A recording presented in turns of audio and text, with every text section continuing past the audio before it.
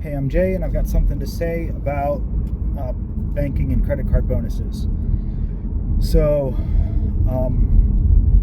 I signed up for a lot of stuff like in February for new checking account bonuses, and a lot of them are like it'll check your qualifications after 60 days and you'll get paid after so much. And a lot of those are starting to pay out. So I have about $700 in checking bonuses that just in the past week. But a lot of them took a relatively long time, and I think I screwed up. I think I fat-fingered something on my Clearview Federal Credit Union. They were doing a targeted Pittsburgh ad where you get $412 back after depositing $412, and it didn't look like it had to be direct deposit, and I think I typed in the promo code wrong. I think I put in $412 instead of just the number 412. So I might have to call that. But as far as things that are easy and difficult and whatnot, it seems like US Bank is real finicky with fraud and Zelle. So if you're relying on Zelle to get your money out as opposed to ACH transfers, Zelle seems to be a little bit faster for me than the 2-day ACH transfers, or at least show pending faster. So both US Bank seems to be high on flagging stuff as fraud, and I'm not sure what triggers that. And then also Truist. I've seen a lot of advertisements for Truist, but Truist was a little bit difficult. I got my account locked out, and I actually ended up closing that early. If you're looking for a checking account sign-up bonus, KeyBank was very easy to deal with, easy to use the website, easy to get the bonus quickly. And what was the one that I just got? Was it TD Bank or S? I think it was TD Bank. Was really fast. That was one I just signed up for in April, and I got the bonus for. I'll have to double check that. Maybe when I upload this, I'll leave it in the notes if that's correct. But I'm looking at I'm kind of out of the low-hanging fruit. I'm down to things that are $200 bonuses, or take a really long time or a large amount. I'm looking at stuff now that's after $5,000 of direct deposits. I can really only do one of those at a time. It's not like the other ones where it's $250 direct deposit for 3 months straight, or 2 direct deposits period.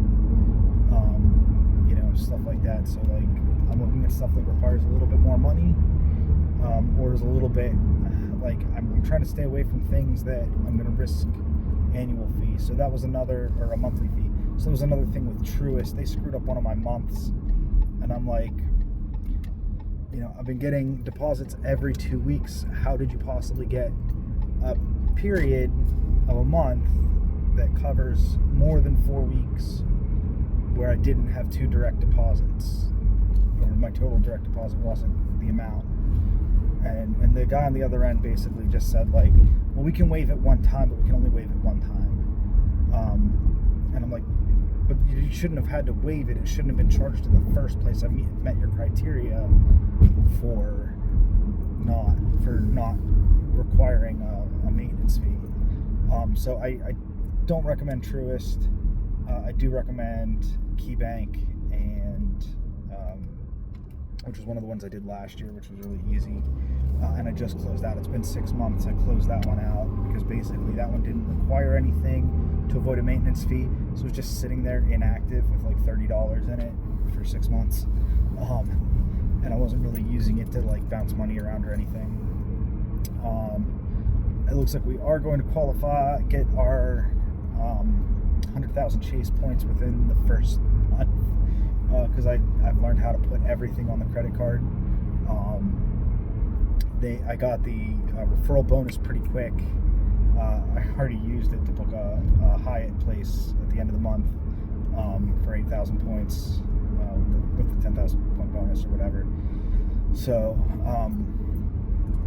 looking to get that, and now I'm looking at my next business card. I saw a targeted ad for 75,000 points on a Amex Blue Business Plus, or an elevated offer on a Blue Business Cash.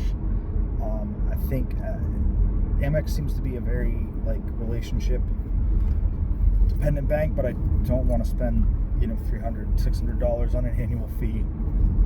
So I'm looking. I really want to find an elevated offer for Blue Business, and I just haven't found them. 15,000 points just isn't worth 2 months of my spend when I can get $500 cash back from something else. So I want to say when I got declined at the end of last year, U.S. Bank triple cash was like $700, and now it's down to $500. But I might still do that. I just finished a sign-up bonus with a U.S. Bank business checking account, and they seem to be very relationship focused. So I'm hoping that the fact that I have that, and I kind of took a month off of credit cards, will show that I don't have anything brand new. So I might do that as a filler. The U.S. Bank or the U.S. Bank triple cash. But I need to look into some stuff. I'm not sure how likely it is that U.S. Bank will approve you for multiple cards. So there's another card that's more the higher welcome bonus, either 60,000 points, which is at least $600. Statement credit, or 75,000 points on their leverage card, which has a lower spend multiplier, so it might actually come out even. 60,000 at 3x versus 75,000 at 1.5x might come out pretty close to even. Might be come out to 67 versus 80. Might be a little closer once you count the spend multipliers and stuff. So I'm trying to figure out what my next move is. Maybe just get a little filler. I think I saw TD Bank had a $400. It's rough because I just got over the excitement of a Chase Sapphire for my wife for my P2, which is 21% return on spend. Right, 100,000 points on 5,000 spend, plus the spend multiplier. It's gonna be 107,000 points at the end of it. And it's 22% back on your spend. It's ridiculous on a bonus. And they had Rakuten had an extra $100 cash back on top of that, which I did. I got the referral bonus, which was $140 for a hotel night rather than $100 cash back. But there was 2 days where it was $300 cash back, which is ridiculous. So I am over 524. I can't get a Chase Inc. I was denied for Chase Incs twice. So now I'm looking at what my next move is. I think I'm going to try U.S. Bank.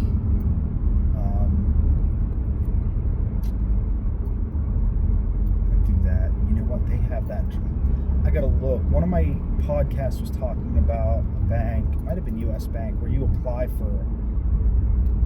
They only do one pull if you apply for all the credit cards on the same day.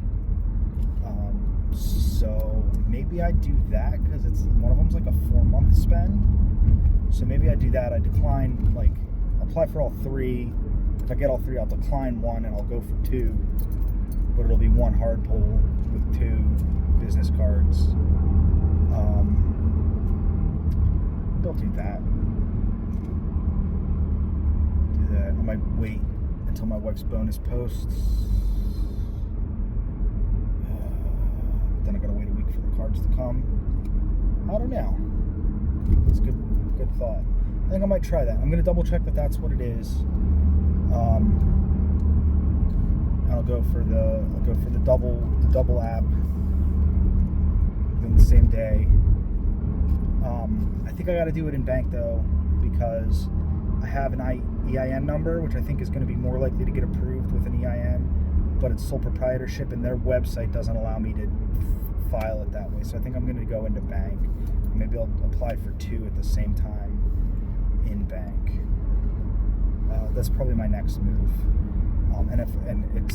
They're all 0 fee for the first year, except for the super leverage card that's $200. altitude card, the super altitude card, not the super leverage card, the super altitude card. So I'll apply for like the triple cash, and then the one that's 4 months instead of 3 months. There's one that's 180 days or something. I guess that's 150 days, something like that. So I'll go with those 2 cards as my next move, and that should get me through the summer, and then that should go a little ways without hard pulls on my credit, so that I'm more likely to get a Capital One. So I want to get a Capital One referral bonus for my wife before the end of the year, and hopefully, I mean, it's been like 9 months where they've had the like 75,000 points plus $250 credit. So hopefully they just keep that indefinitely, because that 250 travel pool credit is pretty ridiculous compared to other things. So probably do that, and that's all I got. That's where I am. I got a big checking account bonus where I need to do 5,000 direct deposits, so that'll take me through the end of the month, and before I even look at another bank account. And then I might do one of the business accounts that's like let $5,000 sit there for a month, or for 2 months, without pulling it out. I also have yet to receive.